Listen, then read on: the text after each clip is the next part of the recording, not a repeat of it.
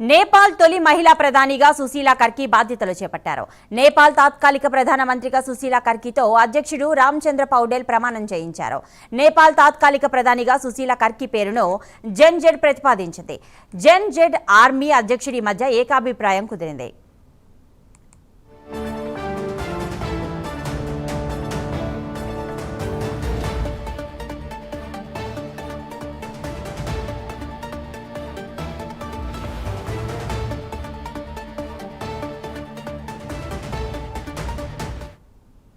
కర్కి 1971లో బిరాట్ నగర్లో అడ్వకేట్గా legal career ప్రారంభించారు.